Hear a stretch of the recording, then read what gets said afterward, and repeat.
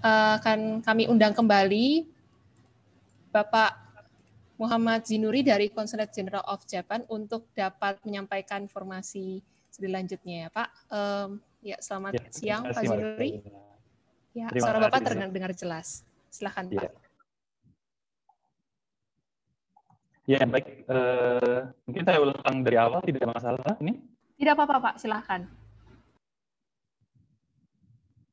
Ya, baik. Mungkin sekali lagi, mungkin tadi karena terkendala suara putus-putus juga, saya perkenalkan, saya Zinuri, saya staf di bagian informasi dan kebudayaan Konsulat Jenderal Jepang di Surabaya.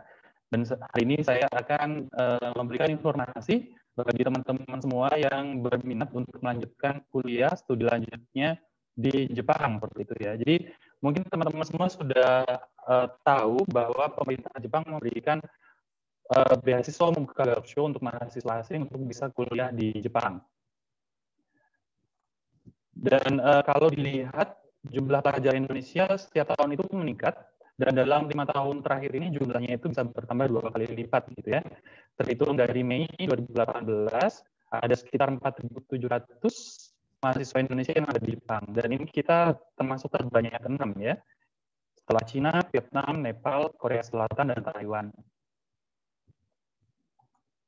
Nah, kalau kita lihat juga penerima beasiswa Max untuk tahun 2018 pun lumayan banyak, karena ada sekitar 897 mahasiswa Indonesia yang sedang studi di Jepang dengan menggunakan beasiswa pemerintah Jepang ini. Kalau dilihat dari jumlah mahasiswa Indonesia yang tersebar di seluruh universitas di Jepang, ini adalah 10 universitas dengan mahasiswa Indonesia terbanyak ya. Jadi yang pertama masih ada di Ritsumeikan Asia Pacific University. Mungkin teman-teman semua tahu, ini universitasnya wakil gubernur kita, Pak Emil Dardak. Kemudian ada Tokyo Institute of Technology dan seterusnya, seperti itu ya. Nah, mungkin ada banyak teman-teman semua yang penasaran gitu ya, berapa sih perkiraan biaya hidup selama 1 bulan di Jepang? Ini berdasarkan hasil akhir dari JASU, mungkin ini dengan gaya hidup yang biasa ya, yang sangat sederhana. Jadi yang paling mahal tentu saja di daerah Tokyo itu sekitar 100.000 yen per bulan. Mungkin tergantung nanti juga dengan gaya hidup teman-teman semua di Jepang, seperti itu. Nah, breakdown-nya seperti ini ya. Jadi yang paling mahal itu memang untuk kebutuhan tempat tinggal sama kebutuhan untuk makan. Dan rata-rata kalau untuk biaya apartemen mungkin Tokyo paling mahal ya 43.000. 43.000 itu pun apartemen yang termasuk kecil ya. Jadi teman-teman yang ingin apartemen yang agak lega, agak besar, mungkin membutuhkan budget yang lebih banyak lagi. Nah, saya mau langsung mulai dengan mengenalkan beasiswa membuka gakusho. Max itu apa sih singkatannya gitu ya? Jadi Max itu singkatan dari Ministry of Education, Culture, Sport, Science, and Technology ya. Ini disingkat Max, entah kenapa jadi X, saya juga kurang tahu. Dan beasiswa ini sudah dimulai sejak tahun 1954 dan setiap tahunnya ini memberangkatkan kurang lebih 102.000 mahasiswa dari 160 negara. Dan sebanyak 897 pelajar Indonesia seperti yang tadi saya sebutkan merupakan penerima beasiswa Max tahun 2018. Itu termasuk banyak ya. Nah, kemudian kalau kawan-kawan semua nanti mendapatkan beasiswa Max, fasilitas apa saja nih yang didapatkan?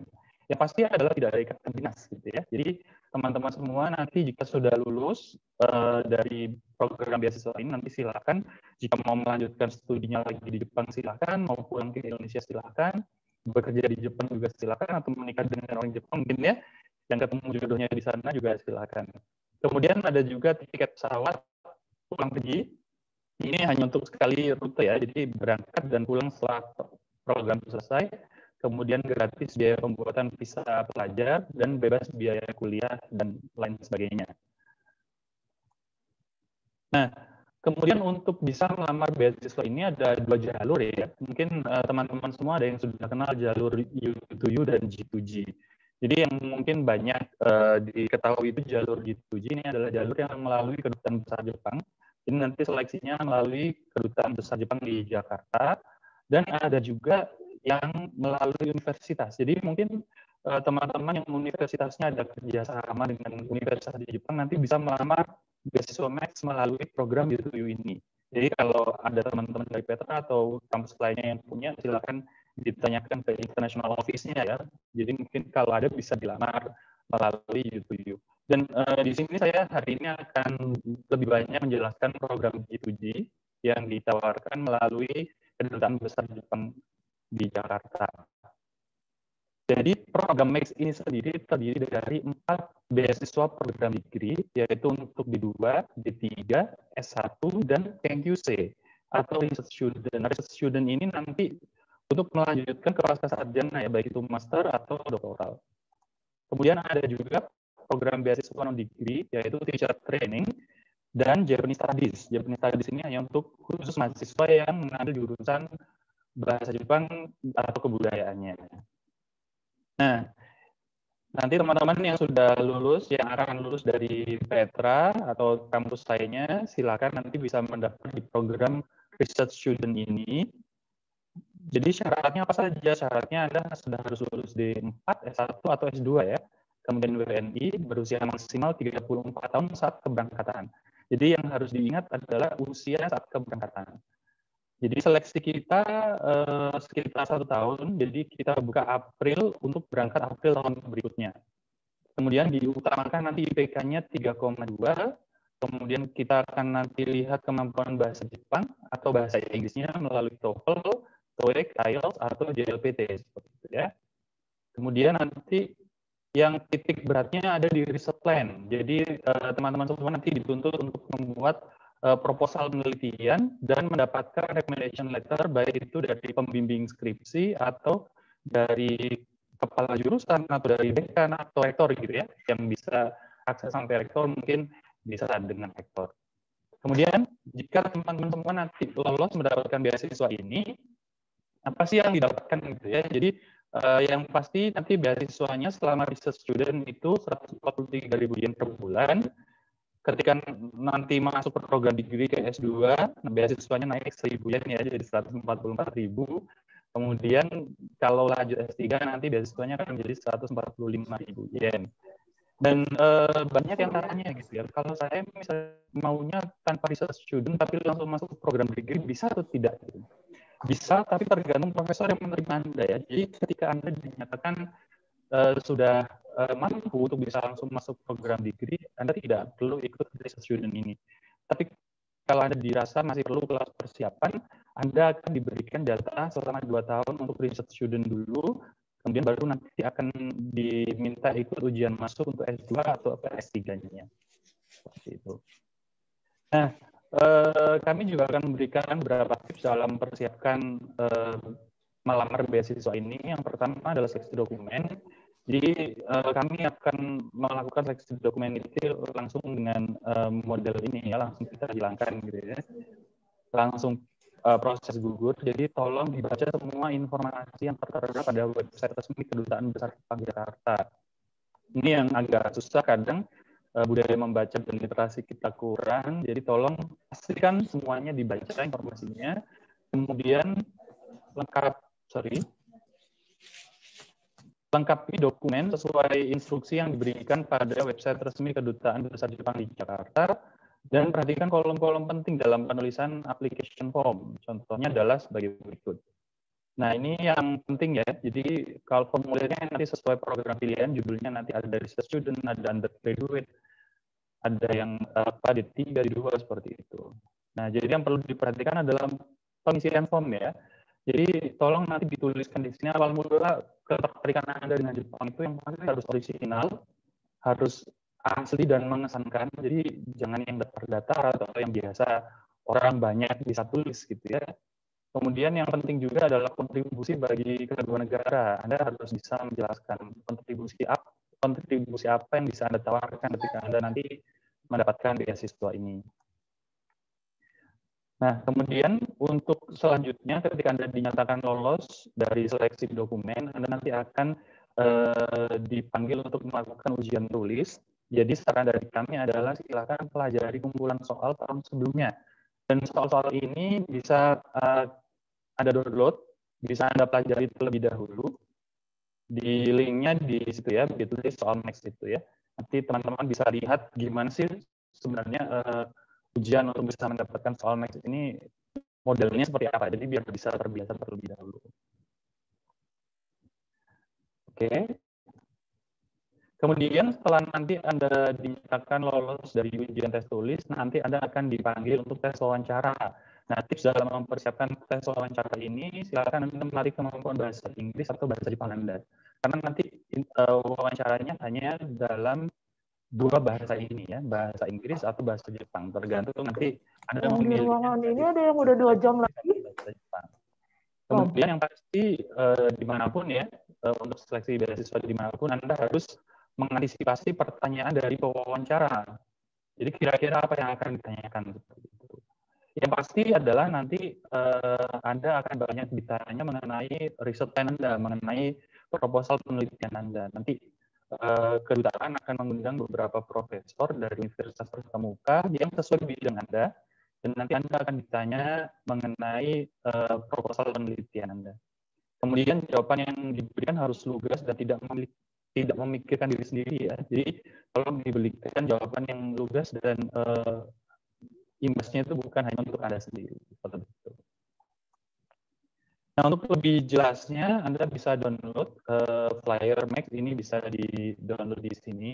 Kemudian untuk kuliah di Jepang, untuk melanjutkan kuliah di Jepang tidak hanya dari beasiswa pemerintah Jepang saja, Anda juga bisa apply dari beasiswa yang ditawarkan dari lembaga-lembaga lain. Daftarnya bisa Anda lihat di sini, di Japan Scholarship. Di sini ada banyak penjelasannya, termasuk tentang beasiswa Max, kemudian beasiswa dari JASO, kemudian beasiswa dari pemerintah daerah, kemudian beasiswa dari perusahaan-perusahaan Jepang ya. Ada banyak, jadi sering-sering update untuk informasi untuk beasiswa selain beasiswa dari pemerintah Jepang ini. Nah, untuk lebih jelasnya, jika Anda ingin bertanya tentang beasiswa Max ini, nanti silakan langsung kontak Kedutaan Besar Jepang di Jakarta, atau untuk yang lebih dekat di Surabaya, bisa kontak kami di Konjen Jepang Surabaya.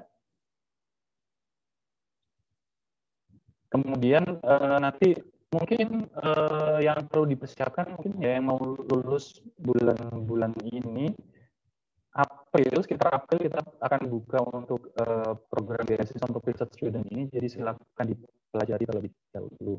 Nah, kemudian kalau misalnya dari beasiswa sudah, gimana kalau misalnya teman-teman semua ingin berangkat sendiri gitu ya, dengan beasiswa sendiri, dengan biaya sendiri. Jadi mungkin langkah-langkah yang harus dilakukan dulu ya.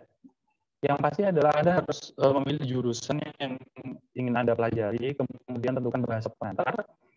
Jadi di Jepang itu Anda bisa memilih bahasa pengantar selama kuliah menggunakan bahasa Inggris atau bahasa Jepang gitu ya. Tapi Anda harus benar-benar cek universitas dan jurusan apa yang menawarkan untuk kuliah dengan full pengantar bahasanya menggunakan bahasa Inggris. Kemudian tentukan universitasnya, pahami persyaratan dan prosedurnya, kemudian tentukan financial support-nya. Jadi apakah Anda nanti akan berangkat menggunakan beasiswa orang tua Anda alias biaya sendiri, atau nanti Anda akan berpikir untuk ketika sudah masuk di Jepang, Anda akan apply beasiswa yang nanti ditawarkan di dalam sana ya. Jadi banyak sekali tawaran beasiswa yang ditawarkan nanti ketika Anda sudah masuk di perguruan tinggi. Biasanya nanti akan diinformasikan di international office-nya kampus ya. Jadi Anda bisa apply beasiswa setelah Anda masuk di universitas yang Anda inginkan.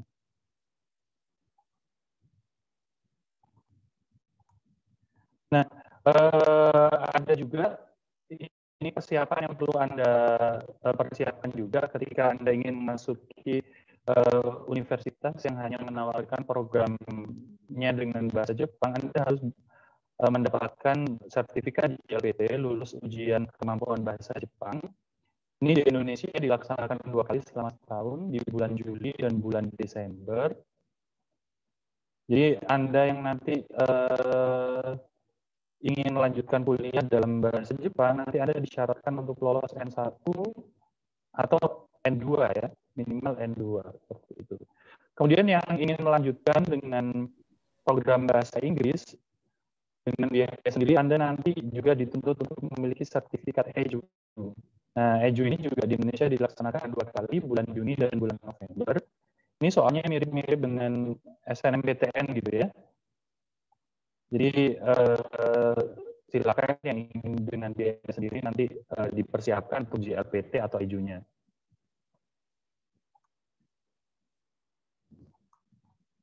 Nah, berapa sih kira-kira tuition fee ya, biaya kuliah di Jepang itu? Jadi ada banyak teman-teman itu yang bertanya, kalau saya biaya sendiri itu kira-kira habis berapa gitu ya. Jadi kalau di universitas negeri di Jepang itu sekitar 7.000 sampai 8.000 US dollar ya untuk tahun pertamanya.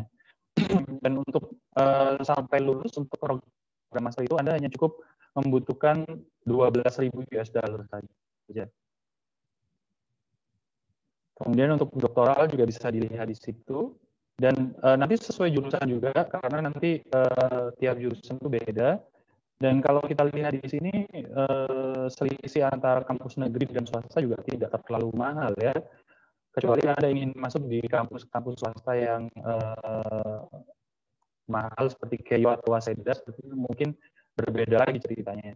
Nah, kalau kita bandingkan dengan universitas di Amerika dan di Inggris, itu Anda membutuhkannya itu 102.000 US dollar sampai lulus. Jadi kalau dibandingkan dengan tadi, ini yang sampai lulus cuma 11.000 atau 12.000 US dollar. Anda di Amerika membutuhkan 10 kali lipatnya, sekitar 10 kali lipatnya. Kemudian enaknya kalau di Jepang juga jaraknya dekat, jadi Anda bisa bolak-balik pulang gitu ya ke Indonesia. Seperti itu. Jadi mungkin teman-teman semua yang berpikir untuk melanjutkan kuliahnya di Jepang, baik itu melalui beasiswa atau baik itu melalui biaya sendiri, nanti silakan informasi lebih lanjut bisa ditanyakan ke kantor kami.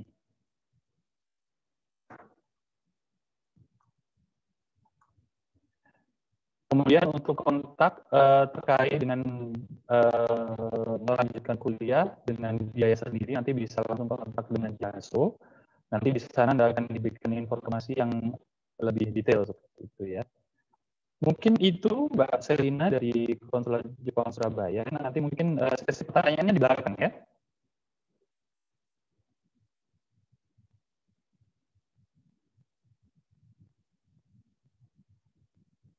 Ya, terima kasih teman-teman yang sudah hadir untuk sesi di Konsulat Jenderal Jepang Surabaya. Nanti kami tunggu pertanyaannya di sesi pertanyaan selanjutnya.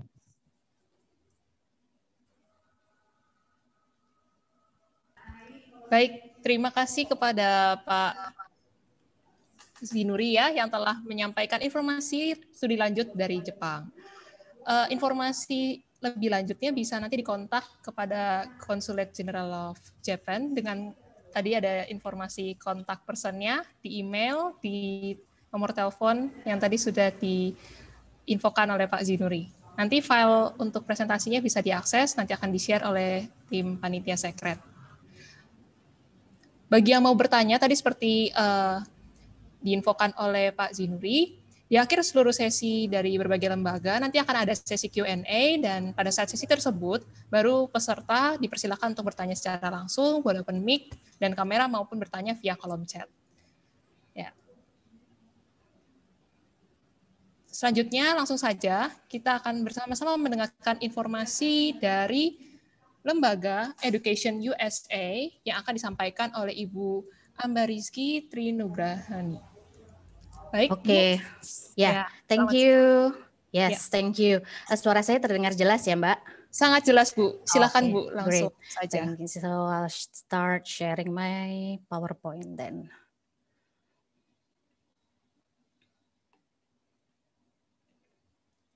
Oke, screen saya sudah terlihat? Sudah, Bu. Sudah. Oke, Terima kasih. Ya, akhirnya ya kita dengan virtual events ini pasti we rely so much on technology. Jadi memang harus dimaklumi saja. Apalagi kan kita punya teknologi atau kekuatan jaringan itu yang berbeda-beda. So thank you very much for everyone who is joining us this almost afternoon ya kan. Kalau belum jam 12 pagi, belum jam 12 berarti masih pagi sebenarnya. Nah, my name is Amba Rizky. Jadi nama saya Amba Rizky Trinugraheni. Saya adalah Education USA Advisor di Konsulat Jenderal Amerika Serikat di Surabaya. Jadi hari ini saya akan share mengenai apa itu Education USA dan juga financial opportunities atau how to finance your studies lewat beasiswa atau financial aid seperti itu, baik yang disponsori oleh pemerintah Indonesia maupun pemerintah Amerika Serikat dan juga oleh other institutions or by the university itself. Oke, but first apa sih Education USA itu? Karena banyak yang bertanya. Jadi Education USA itu apa? Pertama, kami adalah jaringan dari di bawah supervisi dari US Department of State atau Departemen Luar Negeri Amerika Serikat. Kami tugasnya adalah memberikan informasi kepada students yang tentang pendidikan tinggi di Amerika Serikat yang akurat, yang terbaru dan komprehensif. Kami tidak endorse ranking, tapi kita endorse yang namanya accreditation. Kemudian kami ada di hampir 200 negara di dunia ini atau even like less than that, di Indonesia sendiri kita ada di kota-kota Aceh, Medan, Jakarta, Malang, Surabaya, dan Makassar. Di Surabaya sendiri we have two centers. Jadi I am mostly based at American Corner Universitas Airlangga. I have another colleague yang based di dalam konsulat sendiri. Tapi kita berdua sama-sama cater untuk Indonesia bagian timur. Kemudian what we can offer or what we can do for potential students. Yang pertama adalah memberikan konsultasi one-on-one. So selama pandemik ini we still offer consultation one-on-one, but we do it virtually. Nanti bisa reach out lewat Instagram atau lewat email. Kemudian kita bisa janjian untuk Zoom or even Google Meet consultation. Kita juga mengadakan group advising programs, information session seperti ini. Kita juga memberikan pre-departure orientations, kita juga mengadakan annual fairs untuk undergraduate maupun graduate. Kita akan mengadakan virtual fair karena dalam rangka pandemik ini, jadi nanti bisa ditunggu kapan kita akan mendatangkan universitas-universitas dari Amerika Serikat langsung untuk bisa bertemu dengan potential students baik di Indonesia maupun di kota lainnya. Oke, next what should you do? Jadi kalau di Education USA yang pertama dicari adalah bukan uangnya atau fundingnya. Kenapa? Karena sebenarnya that's the second step. The most important part that you can start now atau tidak harus menunggu semester akhir, tidak harus menunggu lulus terlebih dahulu. You can start doing the first step, which is research your options. Kenapa ini? Because this takes time and it is very crucial step. Yang pertama, there are so many options. Banyak sekali pilihan universitas yang bisa dipilih di Amerika Serikat. There are over 4,500 higher education institutions. Lebih dari 4.500 accredited universities and colleges yang ada di Amerika Serikat yang bisa dipilih. Jurusannya seperti apa. Even you can design your own major sometimes. Jadi bisa lebih spesifik dengan interest dan juga passion kita. That usually takes time. And usually you need to start at least a year before you want to start your study in the US. Jadi kalau sekarang masih semester awal-awal, kalau sekarang belum lulus dan belum sibuk bikin skripsi ya kan, bisa mulai mencari ingin sekolah di mana, dilihat programnya, which state you wanna go, karena itu bisa mempengaruhi pilihan-pilihan kita. Or do you have any professors or researchers that you want particularly work with or study with? Nah, jadi kalau ingin bekerja atau dalam artian ada potential supervisor untuk research kita yang ingin kita approach dan ingin kuliah atau di tempat dia, jadi itu bisa dimulai dari sekarang. The second one is finance your study, then you can start planning di mana universitas yang bisa didanai oleh beasiswa-beasiswa ini. Karena tiap pemberi beasiswa nanti akan mempunyai persyaratan yang berbeda-beda, akan mempunyai sometimes list universitas yang berbeda-beda, seperti itu. The third one is complete your application. Kemudian baru mulai mengisi apa saja aplikasi yang diperlukan, documents apa saja, what kind of test that you need to take before you apply. The fourth and fifth step adalah langkah-langkah yang menurut saya paling gampang. Once you get into a university, then you can start applying for your visa. Don't worry about student visa karena acceptance rate atau approval rate-nya sangat tinggi untuk Indonesia. Jadi sangat case by case sekali ada student visa application yang ditolak. Yang kelima adalah prepare your study. Nanti bisa ikut di pre-departure orientation yang diadakan oleh Education USA. Now I start sharing the information on funding. Yang pertama, yang sekarang sedang dibuka, unfortunately akan ditutup very soon, which is I think like kira-kira 2 mingguan lagi. So adalah Fulbright yang diorganize oleh Aminef di Indonesia. This is a full funded government scholarship. Jadi ini full funded artinya adalah not only you are paid for your tuition, but also dapat yang namanya biaya hidup juga, asuransi dan uang sekolah. Seperti itu. Karena fully funded, it is very competitive. Nah, jadi makanya jangan hanya apply ke satu beasiswa saja.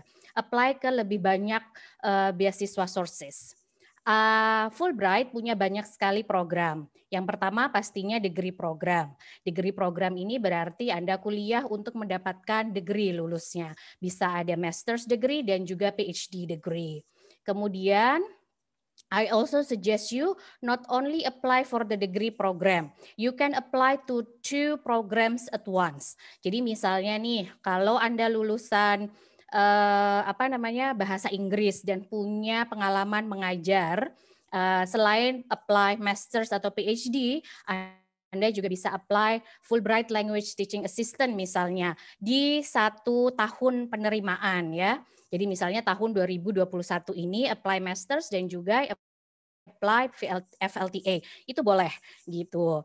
Kemudian tapi ke FLTA ini adalah jadi Anda mengajar atau menjadi asisten dosen di Amerika Serikat, di universitas di Amerika Serikat dan mendapatkan mengajar bahasa Indonesia begitu. So it's a very unique program actually.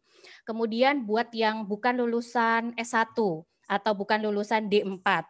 Misalnya Anda punya lulusan D2 atau D3, Anda juga bisa apply yang namanya Community College Initiative Program. Jadi ini adalah program selama 1 tahun di mana Anda bisa mengambil berbagai macam jurusan, misalnya kayak business management, kemudian nursing, jadi macam-macam Anda mendapatkan sertifikat setelah selesai kuliahnya atau programnya. Buat yang masih mahasiswa, Fulbright juga punya yang namanya pertukaran mahasiswa. Jadi at least sudah selesai semester 1. Karena kan butuh yang namanya transkrip ya kan. Jadi kalau sudah mulai semester 2 ke atas, you can start applying for Global Undergraduate Exchange Program. Ini terbuka untuk semua jurusan. Jadi Anda nanti bisa mengambil mata kuliah pilihan-pilihan bisa dipakai untuk mengganti mata kuliah yang ada sekarang, misalnya di Petra. But it really depends on your institution's policy. Contohnya kayak ITS dan Unair, mereka sudah mengakui SKS atau kredit yang didapatkan dari program UGRAD ini. Jadi you can check your international office if they can bisa mentransfer SKS yang didapatkan dari program UGRAD. Oke, next adalah ini masih tinggal 2 minggu lagi. Cukup nggak ya untuk tes TOEFL atau ITP-nya, kemudian untuk bikin essay-nya? mencari referensi dari dosen. Nah, jadi don't only apply for Fulbright. The next one ini juga untuk mahasiswa baik S1 maupun S2 karena ini adalah program non-degree. Ini semacam pertukaran pelajar, ikut konferensi lebih tepatnya. Konferensinya internasional, it can happen in Southeast Asia or in the United States. Jadi coba dilihat di website, ini biasanya nanti kita share kalau ada pembukaan aplikasi di website embassy ataupun konsulat Amerika Serikat yang ada di Surabaya. Jadi ini adalah international conference, you are fully funded, temanya bermacam-macam tiap tahunnya, terbuka untuk semua jurusan karena ini sesuai dengan tema konferensinya, sesuai dengan misalnya your interest outside your major gitu. Temanya bisa tentang oceans, temanya bisa tentang environment, and other things. So you get to connect with other youth from Southeast Asia dan juga in the US. The next one dari Indonesian Government Scholarship, the flagship program adalah LPDP. Jadi LPDP ini juga sudah sangat terkenal di US universities. Tiap tahunnya banyak sekali student yang pergi ke US lewat LPDP ini. Jadi ada berbagai macam streams mereka sebutnya, yaitu Anda tergantung kategori tergantung your profile, apakah Anda termasuk beasiswa bisa apply yang reguler atau afirmasi ataupun BIT dan yang lainnya. This is also fully funded. Tahun ini kayaknya belum dibuka, so you can start preparing yourself. Education USA also can help you preparing yourself untuk misalnya kalau mau apply nanti di beasiswa LPDP kalau sudah dibuka. It shows that Indonesian government really believe in US higher education quality. Dibuktikan juga dengan like last year, LPDP ini hanya buka untuk yang perguruan tinggi peringkat utama dunia. Out of 15 universities yang dibuka tahun lalu, itu 13 atau 13 dari 15, itu semuanya universitas yang ada di Amerika Serikat. So it shows the trust in US higher education quality. The next one, oke, kalau Fulbright, kalau LPDP is fully funded, oke, enak ya, jadi semuanya sudah dibayarin. But again, it's going to be very competitive. Semuanya pasti mau apply yang seperti itu. Nah, so I will suggest you to also find other funding resources. US universities can also offer financial aid or scholarship. Jadi itu juga bisa dilihat. It can be university-wide, seperti ini nanti yang saya akan jelaskan. It can be based on department or program. Contohnya di Columbia University, di Teachers College-nya. Ada beasiswa khusus atau departemen di teaching-nya dia ya, keguruannya dia kalau dalam bahasa Indonesia. Itu ada beasiswa khusus untuk mahasiswa dari Indonesia, Malaysia, dan Singapura kalau nggak salah. Nah, so you can also apply to that. Nah, jadi kalian juga tidak hanya mengandalkan dari highly competitive, highly selective source of funding. For example, yang dari organization, ini adalah East West Center. Ini adalah beasiswa penuh juga dengan berbagai macam program. Ada yang untuk master dan PhD full degree, ada yang untuk research juga, ada yang sebagai supplemental. Jadi misalnya kalau sudah punya beasiswa lain tapi kurang, Anda juga bisa apply ke program beasiswa ini. Program beasiswa ini ditawarkan di University of Hawaii at Manoa. Jadi memang, so you can start finding. Kenapa tadi? Again, back to first step. Step 1 is very important because sometimes maybe you can get funding from your program or from your universities. What about employment opportunities? Beasiswa juga bisa atau bantuan keuangan juga bisa diberikan lewat employment atau dalam bentuk pekerjaan. Pekerjaan di sini artinya adalah menjadi teaching assistant atau research assistant. Nah, ini sangat dilihat bisa dari program. Tiap jurusan atau tiap program akan punya funding yang berbeda-beda kalau di Amerika Serikat. So that's why perlu mencari research dulu mana program yang juga punya funding di luar Fulbright, di luar LPDP.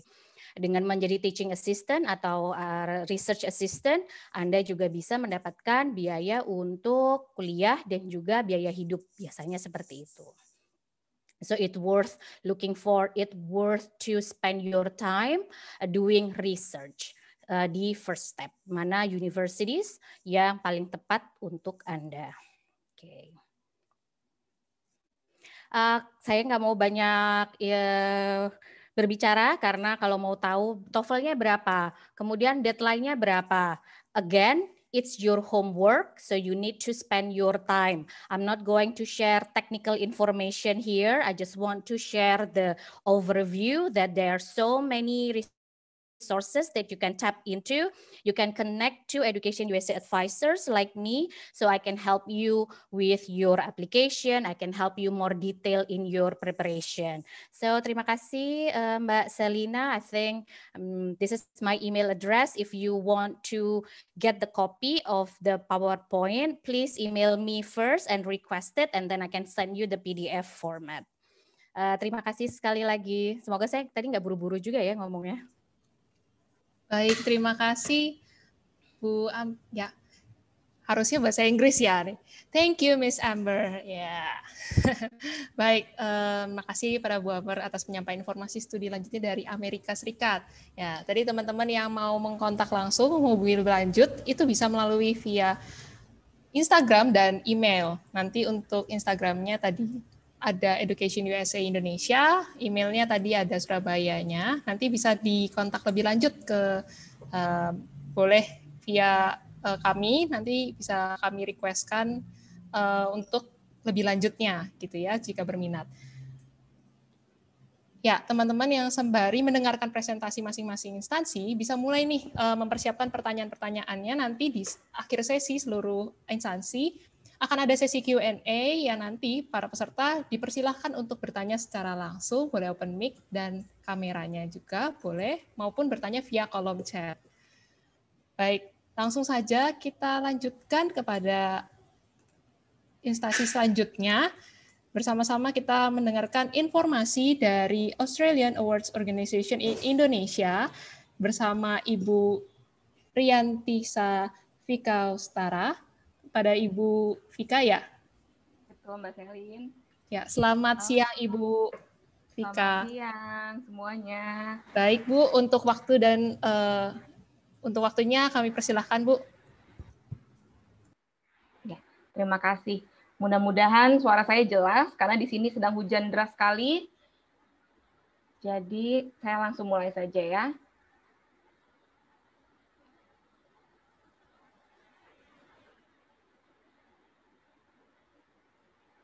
Oke, selamat siang semuanya. Saya Vika, saya dari Australia Awards in Indonesia. Hari ini saya ditemani oleh rekan saya, Pak Dede Indra Kurniawan dari Australia Awards juga. Nanti Pak Dede bisa bantu saya saat sesi Q&A.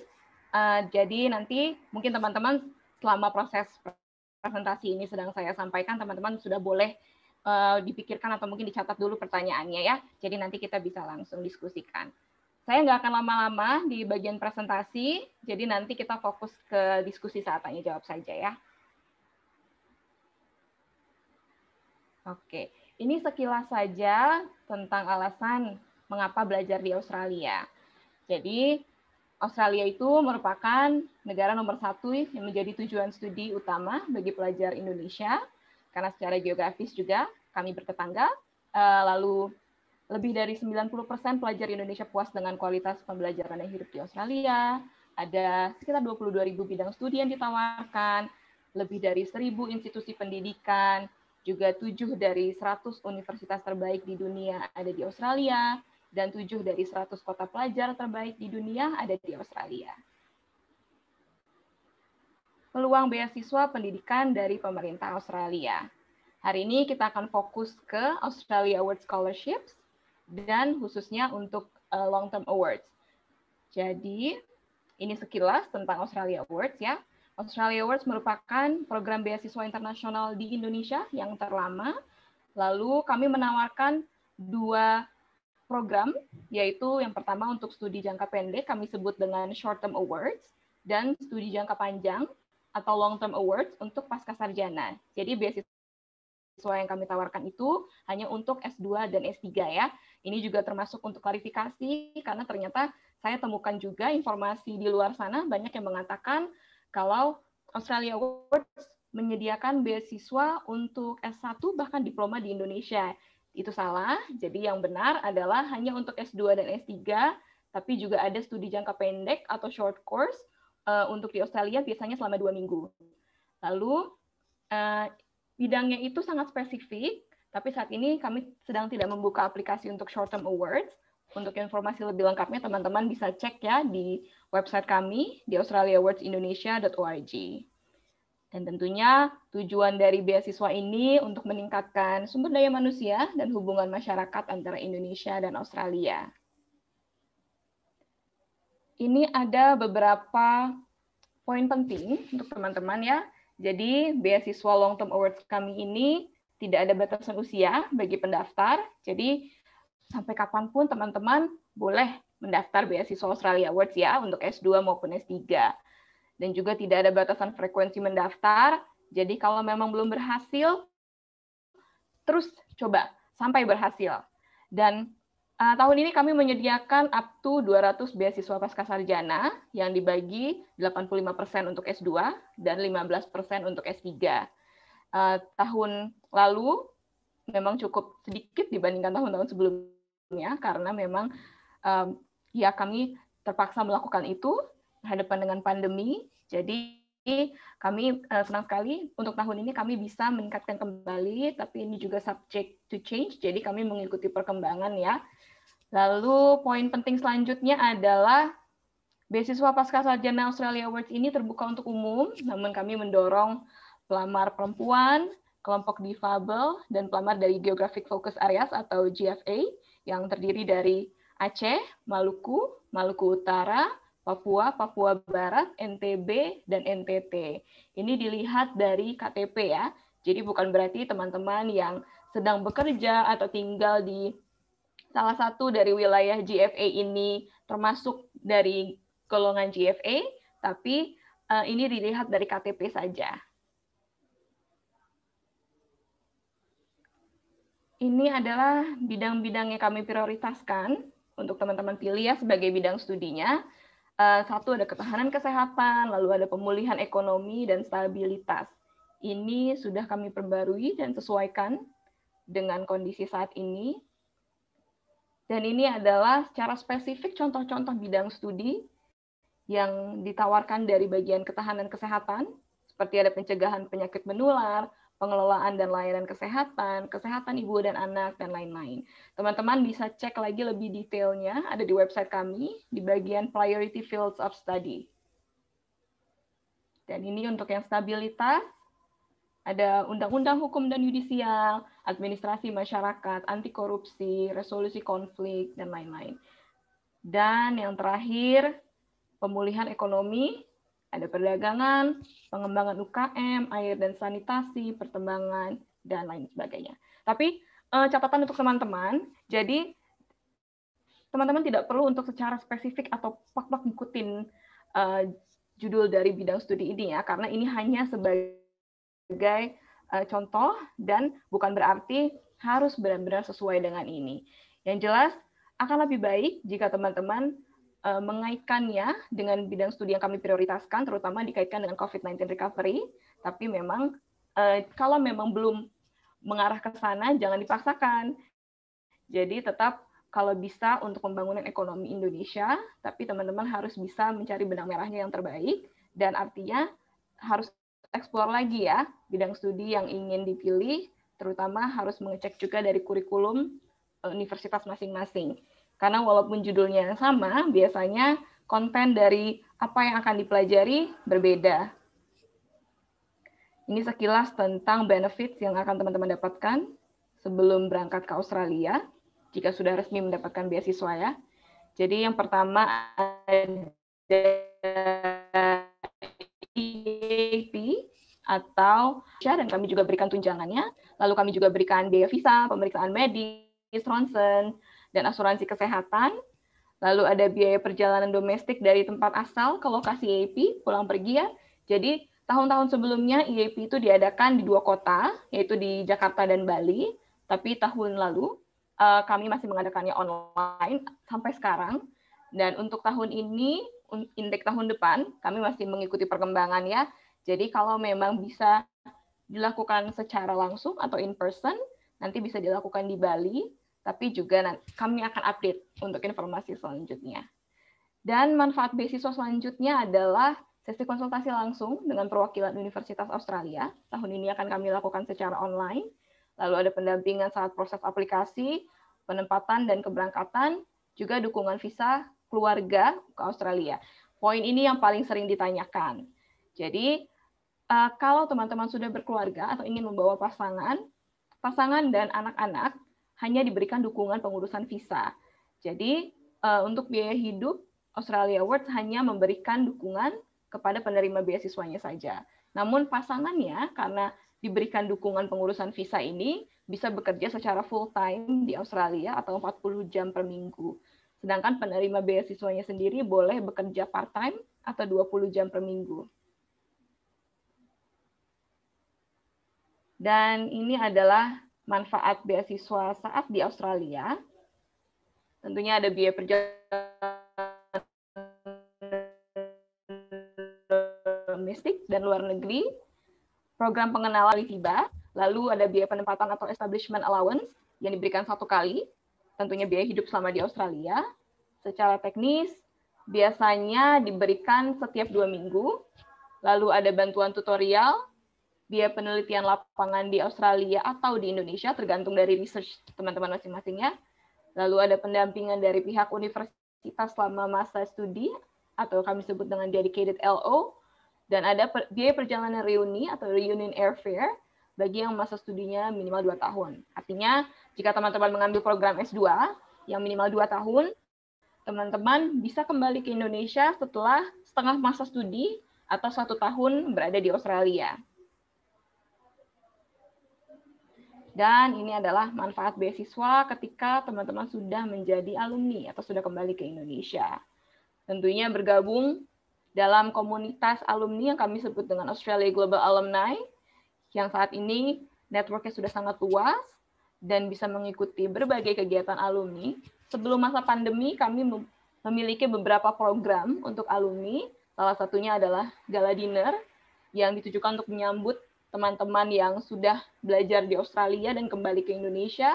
Ada juga Geek on the Green, ada festival musik untuk alumni dan stakeholders kami yang biasanya diadakan di bulan antara September atau Oktober sebelum pandemi ya. Lalu teman-teman juga bisa bergabung di Australia Indonesia Alumni Forum. Tapi sebenarnya forum ini juga bisa diikuti oleh teman-teman jika jadi scholar atau penerima beasiswa di Australia. Lalu teman-teman juga bisa mengikuti program alumni ini ditujukan untuk alumni yang memiliki ide untuk proyek pembangunan atau social development di Indonesia yang bisa teman-teman aplikasikan antara bekerja sendiri atau mungkin teman-teman memiliki tim untuk mengerjakan proyek tersebut. Jadi bisa mengikuti Alumni Grant Scheme. Untuk yang round pertama 2021 ini sudah tutup tanggal 25 Januari kemarin, tapi kami akan buka untuk ronde 2 2021. Jadi mungkin kalau ada teman-teman yang di sini sudah menjadi alumni tapi ingin kembali ke Australia, tapi berpikir juga untuk mengikuti Alumni Grant Scheme, boleh bisa di-share juga ke teman-teman. Dan ini adalah poin yang paling penting. Kami buka sebentar lagi, 1 Februari, dan akan tutup tanggal 30 April. Dan ada 2 portal yang penting untuk teman-teman catat ya. Ini biasanya seringkali dilupakan, tapi ini penting. Karena kalau hanya 1 portal yang diisi, itu otomatis gugur. Jadi yang pertama ada OASIS, dan setelah mengisi OASIS, teman-teman akan mendapatkan nomor OASIS. Setelah itu, teman-teman bisa daftar lagi mengisi aplikasi yang kami sebut dengan Additional Information for Online Application dengan mencantumkan nomor OASIS yang sudah didapatkan dari OASIS sebelumnya. Ini wajib, jadi tolong diingat ya teman-teman, karena tidak bisa hanya mengisi salah satu portal saja. Persyaratan sekilas, mungkin teman-teman sudah tahu, bagi yang sudah berpikir untuk melamar ke beasiswa Australia Awards ya. Untuk non-GFA atau yang umum, IPK-nya minimal 2,9. Lalu untuk persyaratan bahasa Inggris, bagi yang master, TOEFL ITP, kami masih menerima ITP. ITP-nya 525, IELTS-nya 5,5, IBT TOEFL 69, PT akademik 46. PhD sedikit lebih tinggi, TOEFL ITP 550, IELTS 6,0, dan lainnya mengikuti ya.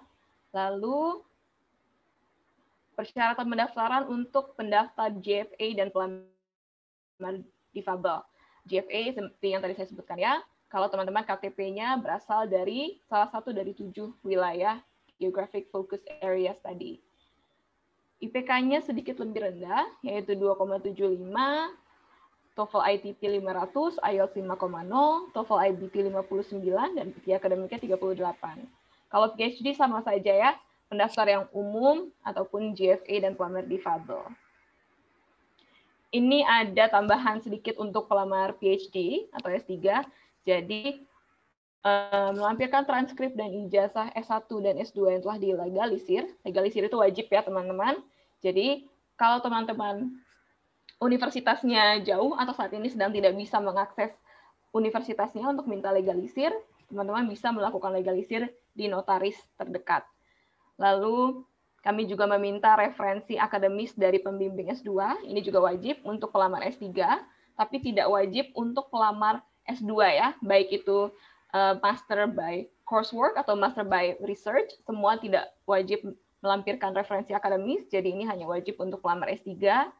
Lalu ada proposal penelitian di formulir aplikasi yang terdiri dari course details, research title, research objective, proposed research methodology, dan field work. Ini abstraknya hanya cukup 1 halaman saja, jadi tidak perlu berpanjang-panjang. Lalu untuk pelamar S3, kami minta untuk bisa mendapatkan potential supervisor dulu atau profesor yang bisa teman-teman reach out. Jadi teman-teman berkomunikasi dengan calon profesor, lalu bukti korespondensinya itu kalau bisa dilampirkan. Tahun-tahun sebelumnya kami mewajibkan ini, tapi untuk tahun ini kalau bisa boleh, tapi kalau memang tidak memungkinkan untuk mendapatkan bukti korespondensi, tidak apa-apa. Dan ini adalah ELTA, atau English Language Training Assistance. Jadi program ELTA ini ditujukan bagi teman-teman yang mau melamar S2, tapi hanya S2 ya, kalau S3 tidak bisa. S2, tapi sudah memenuhi syarat S2 yang lainnya, kecuali bahasa Inggris. Jadi ini hanya untuk teman-teman yang nilai bahasa Inggrisnya masih kurang, biasanya masih di bawah 5,0 untuk IELTS, kami bisa bantu dengan program ELTA ini. Dan ini dibuka nanti antara Maret sampai April 2021, dan programnya sendiri akan diadakan sekitar September sampai Desember tahun ini. Program ELTA ini hanya ditujukan bagi teman-teman, jadi hanya 6 dari JFA itu, dan pelamar disabilitas dari seluruh Indonesia. Ini adalah dokumen yang teman-teman wajib lampirkan, singkatnya adalah SICCAT. Jadi tentunya ada sertifikat IELTS ya, atau TOEFL atau PTE, pilih salah satu, ijazah yang dilegalisir, ada CV, bahasa Inggris yang terbaru, maksimal 2 halaman saja, lalu KTP atau paspor, halaman identitas diri, akte kelahiran dan setaranya, dan transkrip juga yang dilegalisir. Ini contoh saja untuk sertifikat TOEFL. Dan ini adalah timeline tahun ini, tapi subject to change ya, karena kami mengikuti perkembangan. Tahap pertama, teman-teman, sebentar lagi kami buka di 1 Februari, deadline 30 April, lalu pengumuman hasil seleksi pertama dilakukan pada Juni, dan kami akan langsung memberitahu jadwal interview dan tes IELTS. Jadi tes IELTS ini adalah tes IELTS yang kami biayai, itu dilakukan di tengah-tengah program seleksi aplikasi ini. Tujuannya sebenarnya adalah sebagai placement test.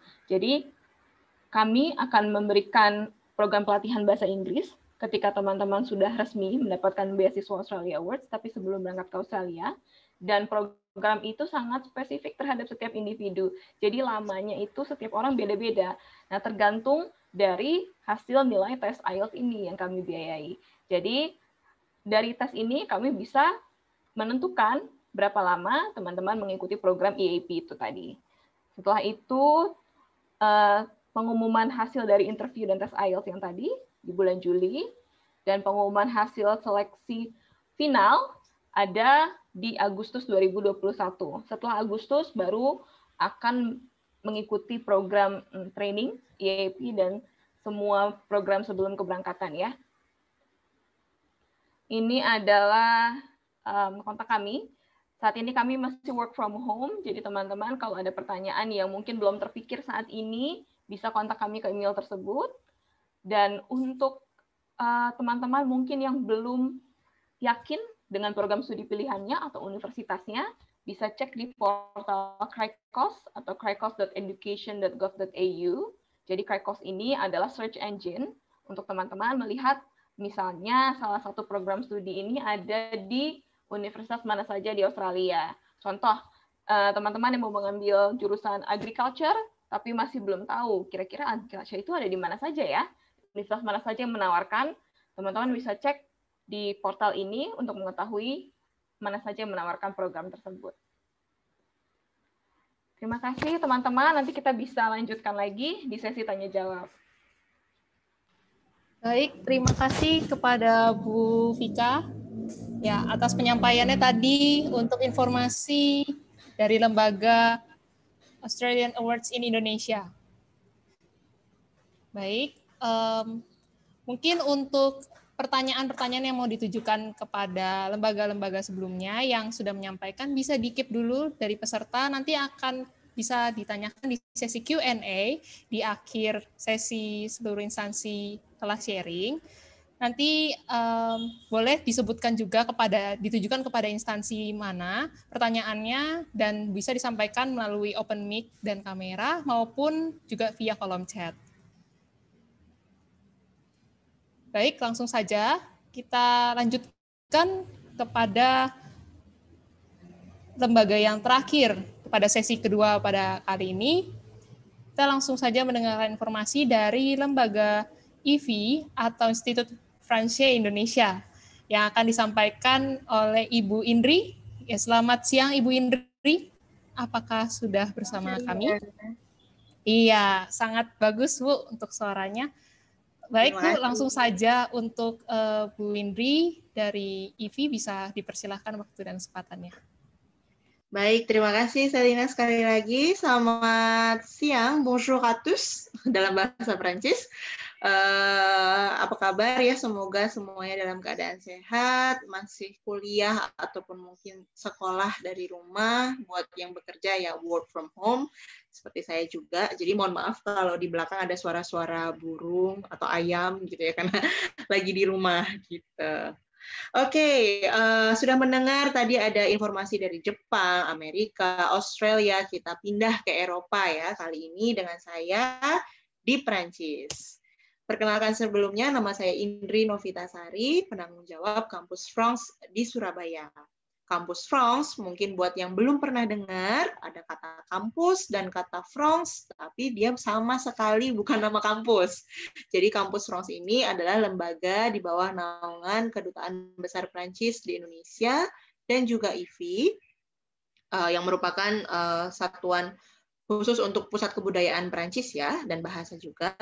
Jadi Kampus France ini pusatnya ada di Paris, di Indonesia kami di bawah Kedutaan dan IFI yang bertugas untuk menjadi pusat informasi tentang kuliah ke Prancis, tentang visa pelajar ke Prancis, dan juga memberikan pendampingan untuk para teman-teman mahasiswa yang berencana untuk kuliah ke Prancis, jenjang D3, S1, S2, atau mungkin mau kuliah jenjang S3.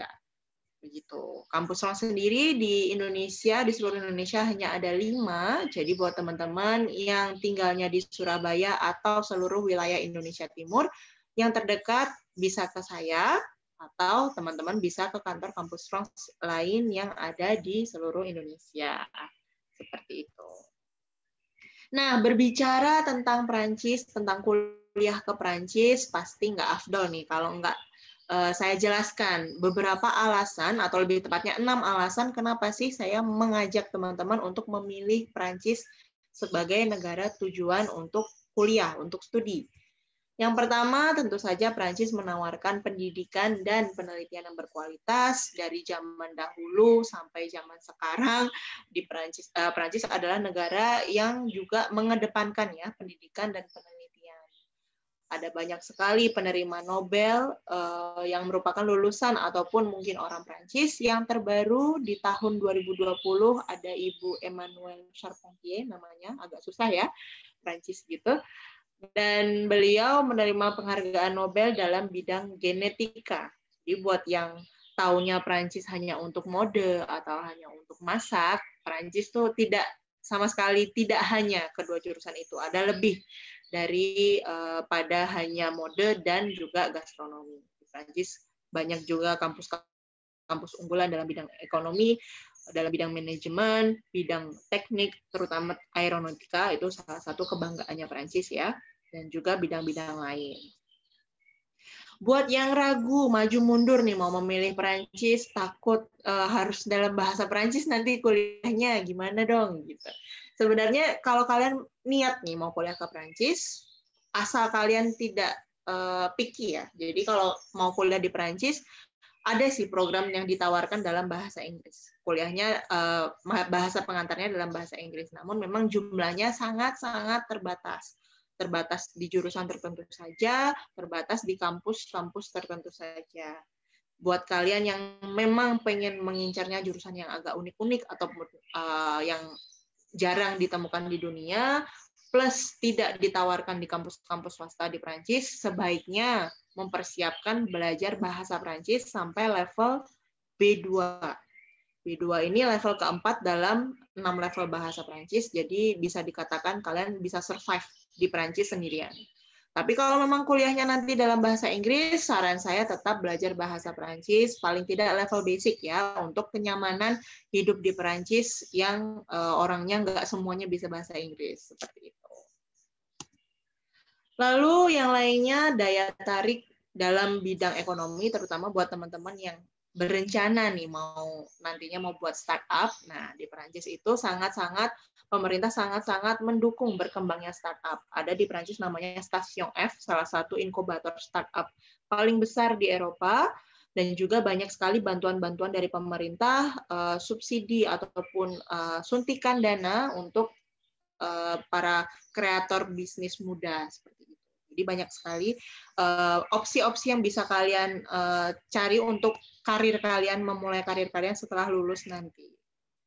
Lalu dengan tinggal di Prancis, tentu saja kalian akan bisa bersinggungan langsung dengan bahasa Prancis, yang notabene adalah salah satu bahasa internasional paling penting, apalagi kalau kalian memang mau kerja atau berkarir di PBB atau lembaga-lembaga internasional lain.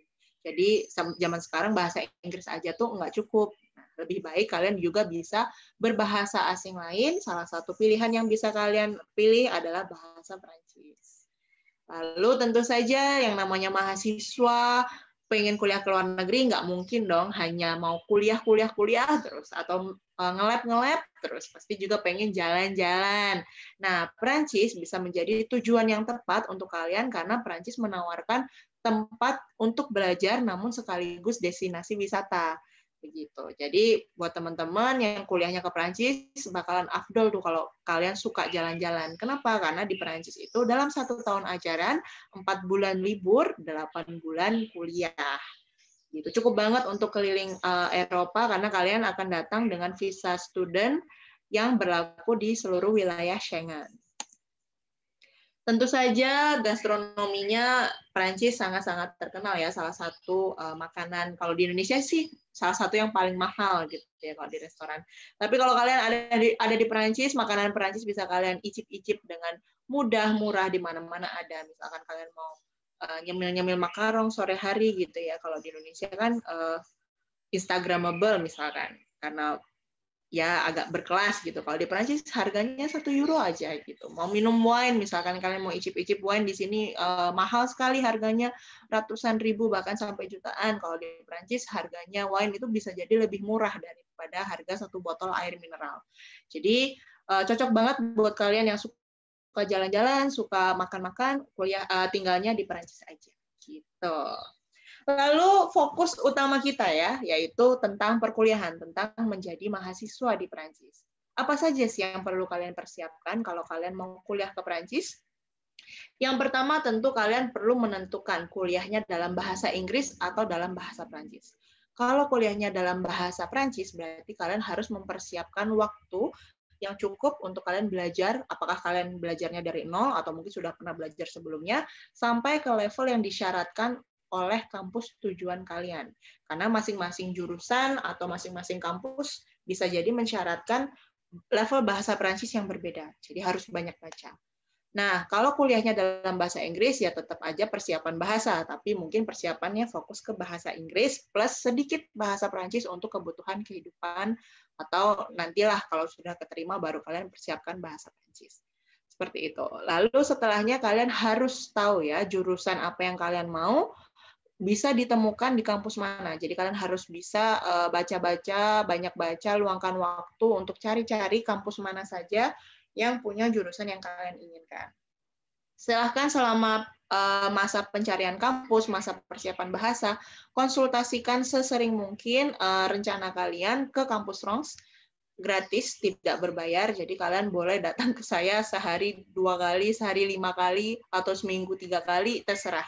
Yang penting kalian nggak nanya hal-hal remeh yang sebenarnya ada di internet. Nah, itu yang agak-agak disayangkan ya, karena orang Indonesia seperti yang tadi Pak Zinuri bilang, minat bacanya agak rendah. Nah, kalian usahakan baca dulu, kalau ada pertanyaan baru ditanyakan.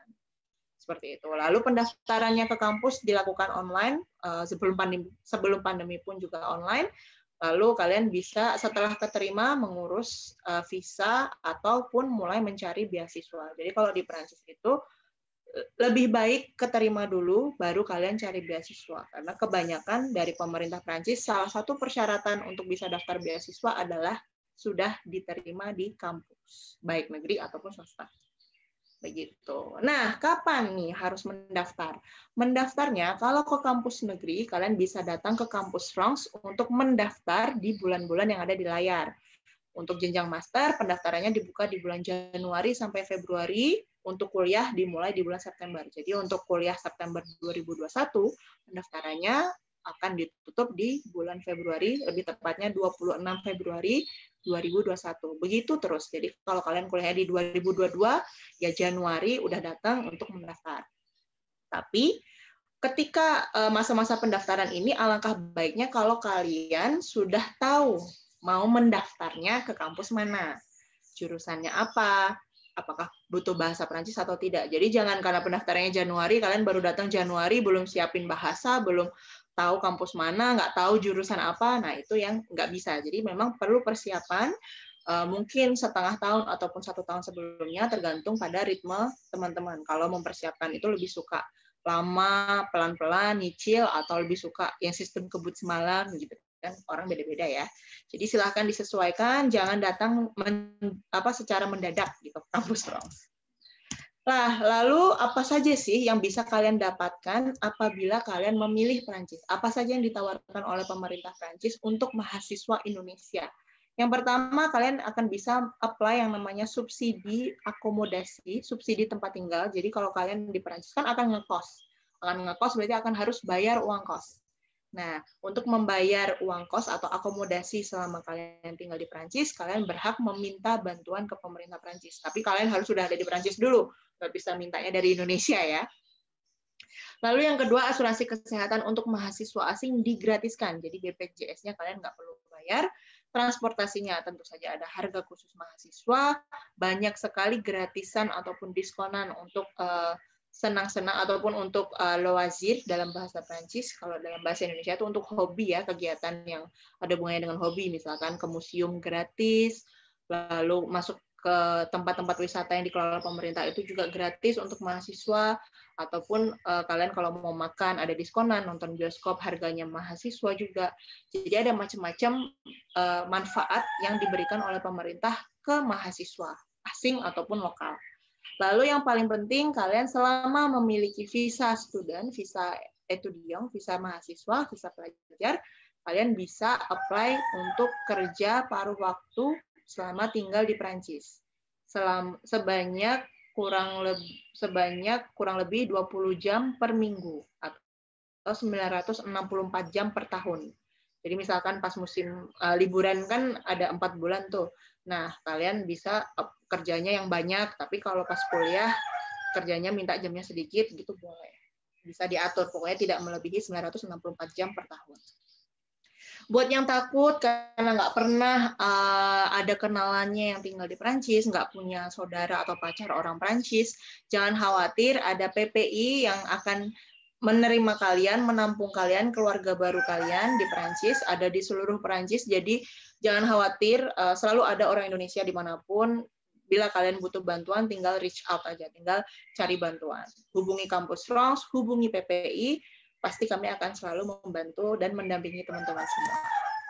Nah, sesuai dengan tema sesi kita hari ini, akan kita bahas nih, beasiswa apa saja yang diberikan oleh pemerintah Prancis untuk mahasiswa Indonesia.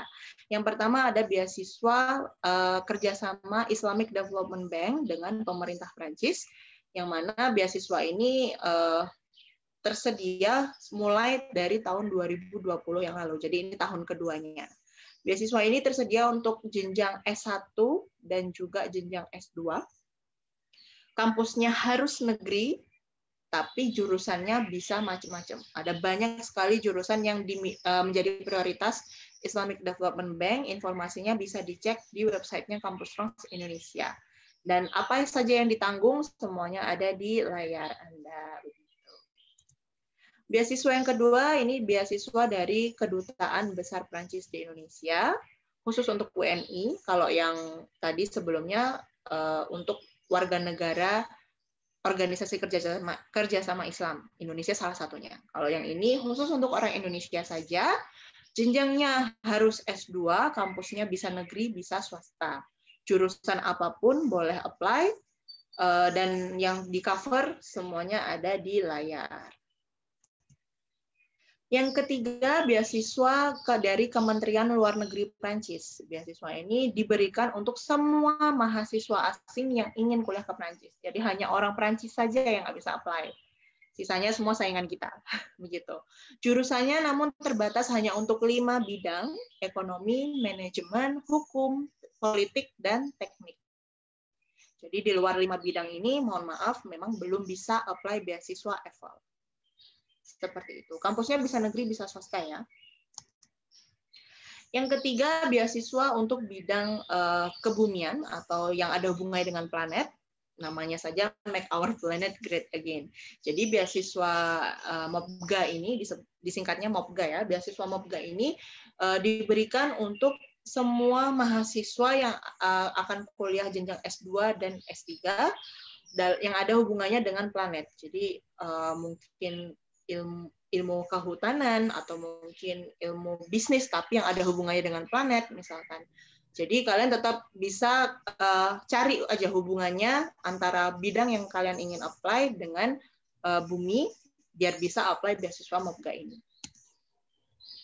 Nah, setelah lulus dari Prancis masih ada pendampingan yang diberikan oleh pemerintah Prancis untuk alumni-alumni, terutama alumni yang dari Indonesia.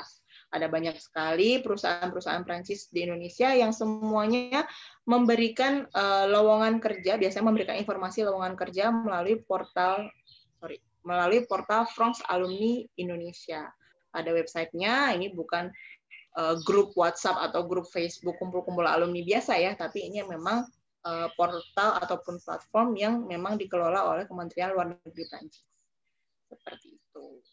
Dan alumni-alumni kami tidak hanya alumni-alumni dari bidang mode ya, di Prancis itu banyak yang belajar astronomi misalkan, lalu ada yang belajar parfumery, buat kalian yang ingin jadi ahli parfum bisa tuh kuliahnya di Prancis. Tata wilayah, kimia, bahkan bikin satelit luar angkasa juga bisa belajarnya di Prancis. Seperti itu. Ini adalah kontak kelima Kampus France di seluruh Indonesia. Silahkan di screenshot atau mungkin di foto aja buat teman-teman yang mau hubungi Kampus France terdekat bisa langsung melalui email. Ikuti juga sosial media kami dan juga bisa cek secara berkala website Kampus France Indonesia karena semua informasi pasti akan kami update melalui sosial media dan juga website. Seperti itu. Oh ya, di Petra Language Center juga ada loh kelas bahasa Perancis. Jadi buat teman-teman yang ingin mencicipi dulu nih sebelum berangkat ke Perancis, kalian mau coba-coba nih belajar bahasa Perancis, bisa ke Petra Language Center. Hubungi aja, lalu tanya-tanya kelasnya mulai kapan dan programnya seperti apa. Tapi bisa kalian coba untuk belajar di situ basicnya. Nanti kalau cocok, bisa masuk ke kelas super intensif yang memang niatnya belajar sampai level B2 supaya bisa kuliah.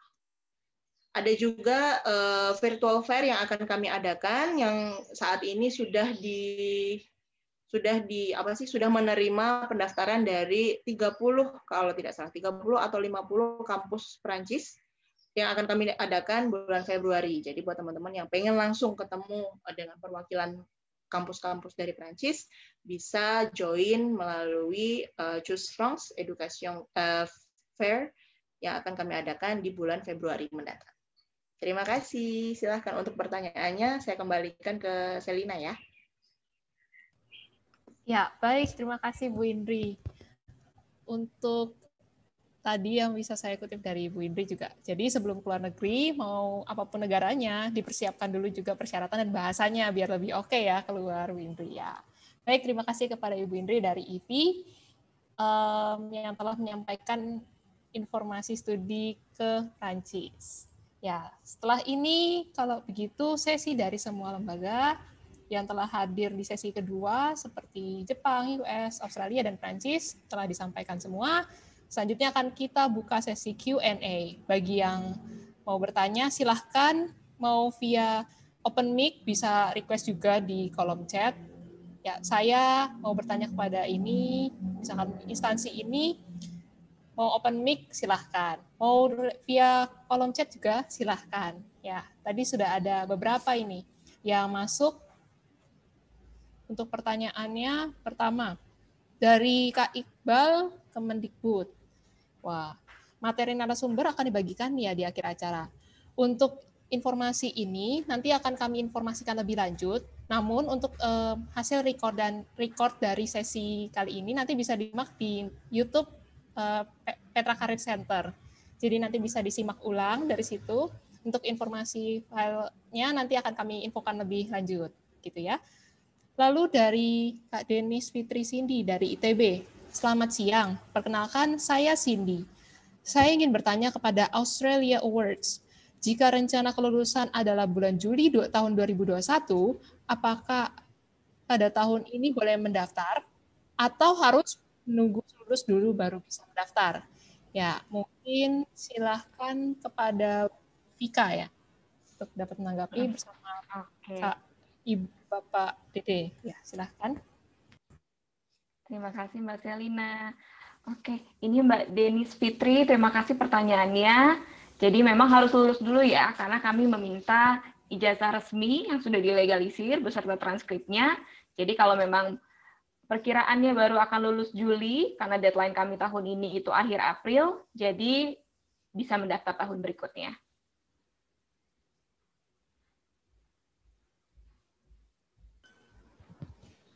Baik, terima kasih kepada Bu Vika yang telah menjawab pertanyaan dari Kak Denis. Ya, selanjutnya ada pertanyaan dari Kak Birgita Eivelia. Halo, mau bertanya untuk Australian Awards, AAS. Ya, sekarang kan Australia masih close border. Bagaimana dengan living cost-nya ya? Ya, mungkin dari Bu Vika bisa dibantu kembali untuk menjawab. Oke, iya saat ini memang masih close border ya. Jadi untuk intake tahun depan, jadi kami itu sebenarnya ekspektasikan semua normal, mudah-mudahan ya bisa berangkat normal tahun depan supaya program pembelajaran juga bisa in person, tidak online. Dan bahkan yang daftar tahun lalu untuk intake tahun ini juga sebenarnya belum berangkat ke Australia. Jadi untuk living cost sebenarnya masih direncanakan normal seperti sebelumnya. Tapi nanti kami akan update kembali ya kalau memang ada perubahan, dan informasi selanjutnya tentunya akan ada di website kami juga. Jadi sering-sering berkunjung ke website kami dan eksplor semua peraturan dan informasi di sana. Baik, terima kasih kepada Bu Vika. Untuk informasinya bisa dikepoin ya untuk website dari masing-masing lembaga. Ya, ini juga ada pertanyaan dari Kak Ayu Nuraini. Bonjour. Ya, perkenalkan saya Ayu Nuraini. Saya ingin bertanya kepada Campus France. Apakah untuk S2 bidang fashion dapat peluang untuk mendapatkan beasiswa? Ya, silahkan. Oke, terima kasih Ayu. Untuk bidang fashion, S2 ya, selama dia programnya berjenjang S2, seperti yang tadi saya bilang, ada beberapa beasiswa yang bisa di-apply-kan. Tadi ada beberapa pilihan beasiswa, salah satunya beasiswa yang dari kedutaan. Yang dari kedutaan itu terbuka untuk semua jurusan, jadi bisa di-apply aja. Gitu. Tapi memang apakah bisa dapat atau enggak, itu nanti tergantung profil pendaftarnya. Jadi kan kita lihat tuh rencana studinya, background studinya, planningnya mau ngapain, setelah belajar mau ngapain juga, dan saingan-saingannya akan dilihat. Peluang selalu ada, tinggal diusahakan saja yang terbaik. Gitu. Ya, makasih dari Bu Indri sudah membantu menjawab dari pertanyaan Kak Ayu. Ya, selanjutnya, ya teman-teman juga bisa mengakses, ada link yang telah di-share dari tim Secret. Ini ada beberapa e-brosur dari instansi-instansi yang telah sharing kepada kami. Bisa dilihat ke situ, siapa tahu ada instansi yang mau dilihat lebih lanjut materinya, bisa diakses melalui link tersebut. Oke. Ya, ini juga ada pertanyaan lagi kepada Campus France. Ya, dari Sophie S. dari Udinus. Selamat siang, saya mau bertanya kepada Kak Indri dari Campus France. Untuk menempuh level B2, biasanya memerlukan waktu berapa lama untuk belajar bahasa Prancis? Baik, terima kasih. Untuk dari 0 ya, kita katakan dari 0, untuk bisa sampai level B2, kalau belajarnya ambil kelas yang super intensif atau belajarnya tuh dalam seminggu, dalam 1 hari 5-6 jam, paling enggak butuh 8 bulan sampai level B2. Dari 0 sampai level B2, sehari belajar paling enggak 5 jam, untuk seminggu 5 kali. Jadi 25 jam minimal per minggu. Tapi kalau mau belajarnya yang ritme santai, nggak buru-buru, seminggu cuma belajarnya 4 jam aja, ya itu lama, bisa 3 tahun. Gitu. Baik, makasih Bu Indri. Pertanyaan selanjutnya dituju oleh Kak Maria Yesika. Siang, saya Maria dari UKI Paulus Makassar. Ingin bertanya kepada Ibu Vika dari Australian Award ya terkait General Requirements nomor 2 untuk pelamar AAS. Apakah dapat dijelaskan lebih detail dan konsekuensinya apa jika pasangan atau calon pasangan saat ini masih di Australia atau baru lulus S2? Terima kasih. Silahkan Bu Vika. Oke.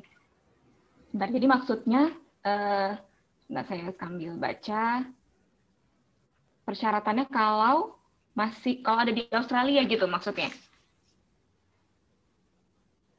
Mungkin Mbak Marianya boleh open mic, jadi kita bisa langsung ngobrol. Bolehkah Mbak Selina? Iya, silahkan Kak Maria bisa ya, disampaikan. Terima kasih. Suara saya kedengeran ya, Bu? Kedengaran. Iya. Kedengeran? Ya, saat ini, jadi di general requirement itu kan tidak diizinkan kalau misalnya calon pasangan ataupun pasangan itu adalah yang kemungkinan bisa dapat permanent resident ataupun jadi citizen di Australia. Nah, saat ini calon pasangannya masih ada di Australia. Jadi itu kira-kira gimana ya, Bu, konsekuensinya apabila saya mendaftar? Memang di peraturan kami memang tidak bisa ya kalau pasangannya itu menjadi warga negara atau memiliki permanent residence di Australia. Jadi memang kalau bisa sih, kalau memang masih dalam proses sebenarnya, mungkin kalau mau daftar beasiswa Australia Works, jangan dulu lanjutkan proses untuk menjadi citizenship. Tapi kalau memang sudah hampir selesai, ya terpaksa memang tidak bisa melanjutkan. Jadi ini memang untuk yang pure penerima atau applicant beasiswa yang memang tidak ada kaitannya dengan citizenship Australia atau warga negara Indonesia pure. Berikut juga pasangannya. Begitu. Iya, mungkin saat ini maaf Bu, saat ini sih tidak ada, belum mengurus untuk citizen sama sekali karena yang bersangkutan baru selesai kuliah S2. Tapi memang hanya kebetulan kan untuk pulang juga kan resikonya cukup besar karena mungkin nggak bisa balik lagi. Jadi memang dia masih menggunakan visa pelajar ya, karena baru selesai S2. Jadi ada 2 tahun kan ya buat stay untuk kerja. Jadi saat ini sih seperti itu. Kira-kira boleh kasih saran nggak Bu?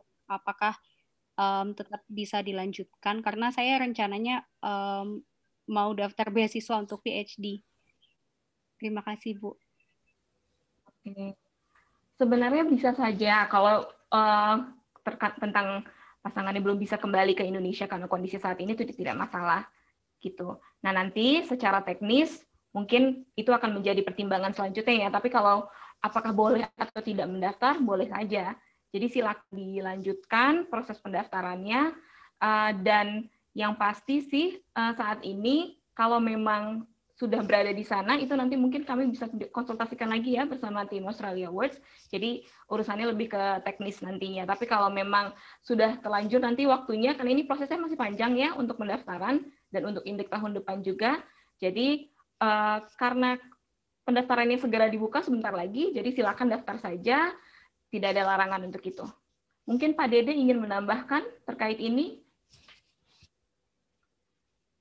Tidak ada tambahan sih, Mbak, setuju sih dengan jawaban dari Mbak Vika.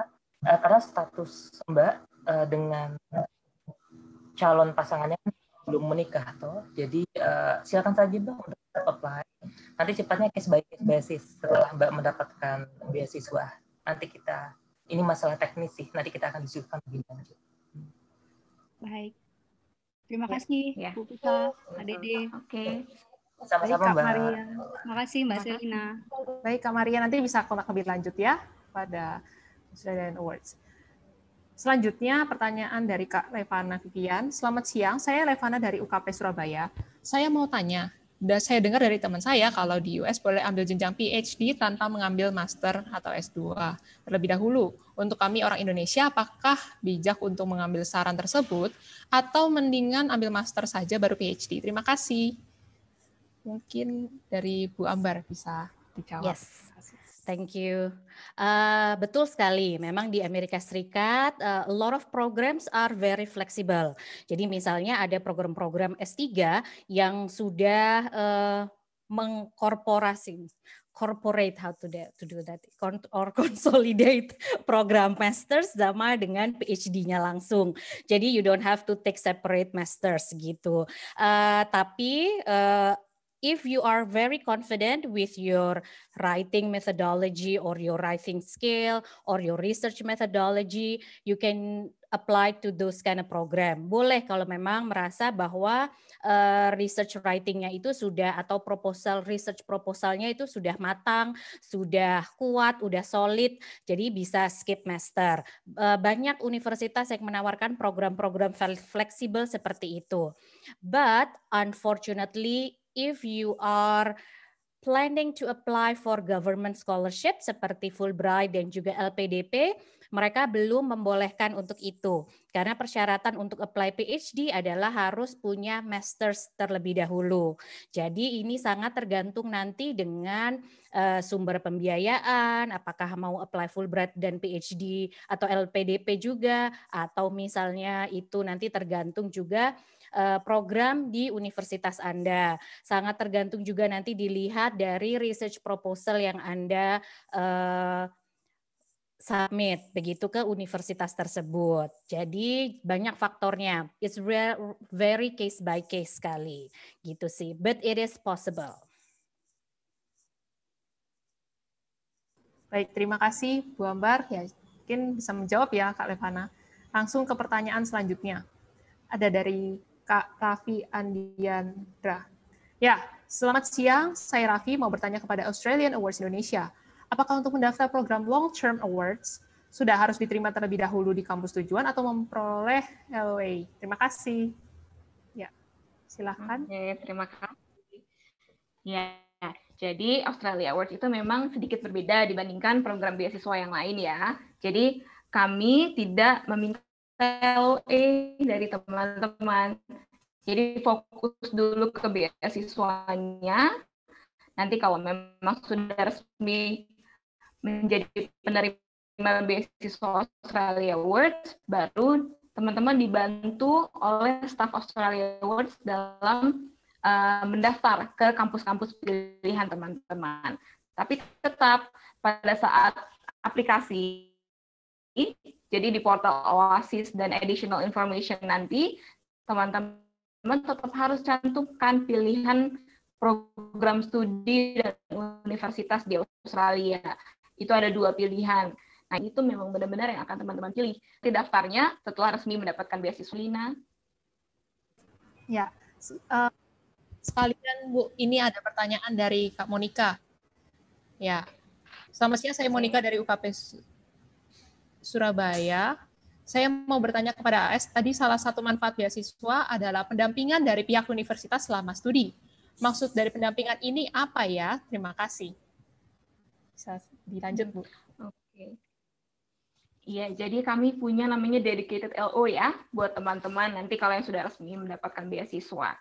Jadi dedicated LO ini pendamping teman-teman pada saat masa studi di sana, tidak hanya terkait akademis ya, jadi tentang kehidupan, tentang adaptasi di sana, social life, dan lain sebagainya. Jadi memang bisa juga kalau teman-teman mau curhat, namanya juga sebagai mahasiswa internasional, baru datang di Australia, pertama kali masih adaptasi. Jadi dedicated LO ini memang tujuannya untuk benar-benar mendampingi teman-teman selama masa studi di Australia, dan tidak hanya terkait dengan akademis. Jadi memang untuk kehidupan di sana juga. Lebih tepatnya mungkin ya sebagai advisor dan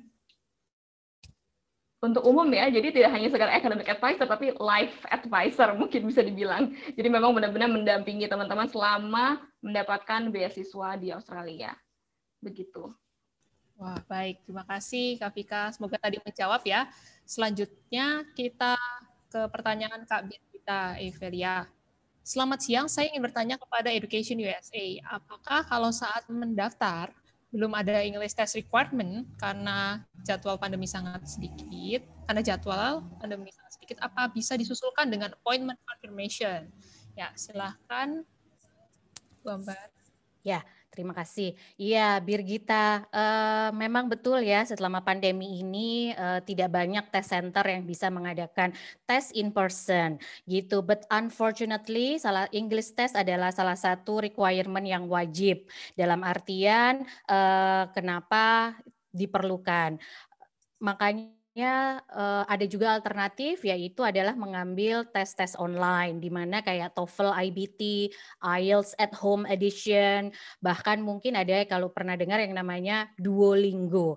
Itu juga sekarang diterima karena fleksibilitas dari universitas-universitas yang ada di Amerika Serikat supaya bisa mendapatkan itu. Tapi kalau untuk apply beasiswa seperti Fulbright misalnya yang akan ditutup 15 Februari untuk master dan PhD-nya, kayaknya harus sudah ada, karena itu salah satu bagian dari persyaratan untuk lolos administrasi.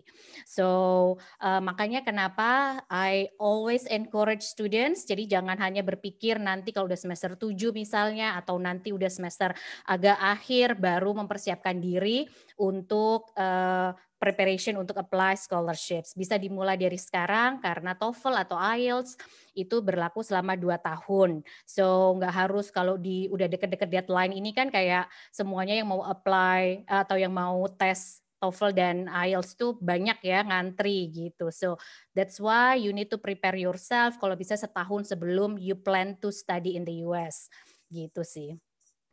Baik Bu, Bu Ambar, terima kasih. Tadi semoga menjawab Kak Birgita. Langsung saja ini juga pertanyaan kepada Education USA dari Kak Shirley. Ingin bertanya kepada Ibu Ambar Rizky dari Education USA, apakah dibutuhkan untuk menyiapkan GMAT atau GRE, atau ada beberapa program yang waive GMAT atau GRE? Thank you. Ya, silakan, Yes, Bu. betul sekali. Jadi during this pandemic memang banyak program di universitas yang waive GMAT atau GRE-nya karena mereka tahu universitas di Amerika Serikat sangat peduli yang namanya akses, equality access. Jadi inginnya semua students dari manapun tetap punya akses yang sama kepada pendidikan di Amerika Serikat. Jadi banyak yang menjadi fleksibel atau yang namanya adalah tes optional. Tes optional ini berarti Anda boleh submit GRE atau GMAT kalau punya, kalau nggak punya karena pandemic and everything, you can bisa nggak usah submit, bisa nggak usah kumpulkan, begitu sih. But again, it's really depend on programs dan juga university di mana kamu apply. Some university can be very flexible, jadi nanti focus on your essay, focus on your research proposal misalnya, atau contoh dari penulisan yang sudah pernah dibikin selama ini, jadi writing sample, atau juga ada yang sangat strict karena kembali lagi GMAT dan GRE pun juga sudah menawarkan online version atau bahkan at home version, dalam artian bisa ambil beasiswa tesnya di rumah masing-masing gitu, karena kan the more competitive program or university you are applying for, kompetisi untuk diterima juga pasti lebih banyak ya, atau lebih ketat begitu sih. Betul. Ya, terima kasih Bu Ambar atas jawabannya. Sekarang kita dapat pertanyaan kembali ke Australian Awards dari Kak Rama Fatah.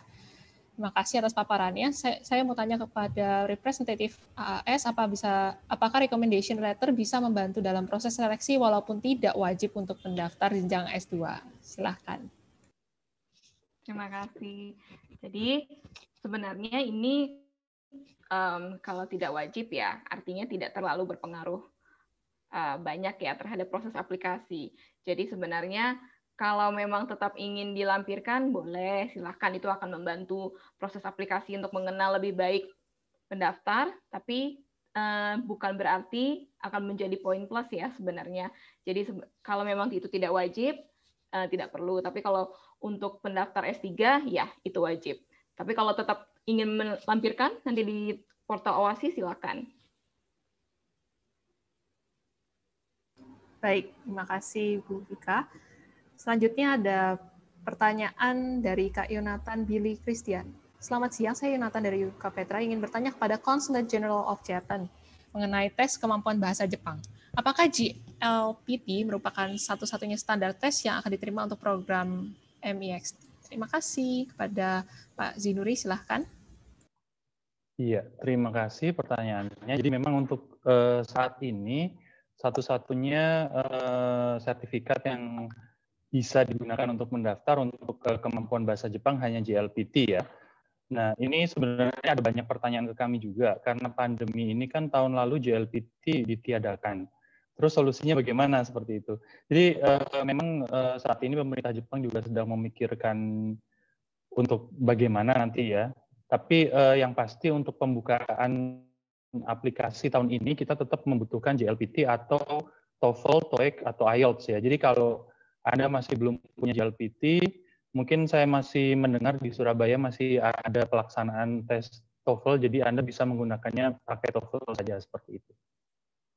Ya, baik, terima kasih kepada Pak Zinuri. Semoga Kak Yonatan menjawab ya pertanyaannya. Ke pertanyaan selanjutnya dari Kak Sofi dari Udinus. Selamat siang, saya Sofi Sabrina dari Udinus, ingin bertanya kembali kepada Campus France. Langkah pertama yang harus dilakukan untuk mendapatkan beasiswa bagaimana ya? Lalu, apakah untuk mendapatkan salah satu beasiswa yang sudah disebutkan akan dibantu oleh instansi Campus France? Ya, kembali ke terima kasih, Mbak. Terima kasih pertanyaannya, Sofi. Untuk langkah pertama supaya bisa dapat beasiswa itu tentu saja kamu baca dulu informasi tentang beasiswanya. Apa saja yang disyaratkan, dari situ kamu akan mengerti apa yang harus kamu lakukan. kebanyakan beasiswa dari pemerintah Prancis ini kebanyakan ya, jadi tidak semua dan tidak selalu. Kebanyakan mereka mensyaratkan harus sudah diterima di kampus di Prancis. Jadi bisa dibilang dengan mendaftar ke kampus itu adalah salah satu step untuk melengkapi berkas persyaratan pendaftaran beasiswa yang diberikan oleh pemerintah Prancis. Tapi tentu saja beasiswa ke Prancis itu ada banyak sekali, ada yang dari perusahaan. Jadi dengan kamu bekerja, kamu bisa apply beasiswa, atau mungkin dengan meneliti dari laboratorium. Jadi dengan meneliti hal-hal tertentu kamu bisa dapat beasiswa dari laboratorium tersebut, atau beasiswa dari pemerintah daerah di Prancis, dan juga dari kampusnya sendiri. Jadi tergantung beasiswa mana yang akan kamu apply, dari situ kamu bisa tahu langkah pertama apa yang bisa dilakukan. Tentu saja kampus ROHS memberikan pendampingan tidak hanya untuk apply beasiswa, untuk apply ke kampusnya pun bisa tanya-tanya atau konsultasi ke kampus ROHS. Seperti itu. Baik, terima kasih Bu Indri. Ya, pertanyaan tadi sekaligus menutup sesi Q&A kami. Jika ada pertanyaan lebih lanjut, tidak apa-apa. Nanti setelah closing, penutupan, nanti teman-teman bisa stay, terus juga bisa berkonsultasi via kolom chat juga. Jadi berhubung nanti akan ada sesi selanjutnya, bagi teman-teman yang mau melanjut ke sesi selanjutnya, bisa lanjut ke Zoom selanjutnya. Bagi yang mau bertahan di sini, bisa kami berikan durasi untuk bertanya dengan instansi terkait. Ya, sesi Q&A tadi sekaligus menutup acara scholarship sesi 2 pada hari ini. Yang selanjutnya pendaftar sesi 3 dapat mengikuti acara pada jam 2 siang, nanti akan kami mulai kembali. Sebelum menutup sesi kedua hari ini, akan saya tutup dalam doa. Doa akan saya pimpin secara Kristiani. Ya Tuhan, terima kasih atas penyertaan-Mu selama acara kami Scholarship Day sesi 2 ini, sehingga acara dapat berjalan lancar dari awal hingga akhir. Semoga informasi-informasi yang disampaikan tadi dapat memperkaya wawasan dan bermanfaat bagi masa depan kami, khususnya dalam perencanaan studi lanjut teman-teman peserta. Terima kasih ya Tuhan, dalam nama-Mu kami berdoa dan mengucap syukur. Haleluya. Amin. Ya, baik teman-teman, sebelum meninggalkan ruangan Zoom ini, diharapkan seluruh peserta dapat mengisi registrasi out yang dapat diakses melalui link yang dibagikan panitia sekret maupun dari link yang ditampilkan pada layar Zoom. Ya, terakhir kami ucapkan terima kasih kepada seluruh instansi yang ada di sesi 2 ini. Ada dari Consulate General of Japan, Education USA, Australian Awards in Indonesia, sama Ivy. Ya, sekian acara pada sesi kedua Scholarship Day 2021. Saya mewakili seluruh panitia dan rekan-rekan dari Pusat Karir Universitas Kristen Petra mengucapkan terima kasih dan sampai jumpa.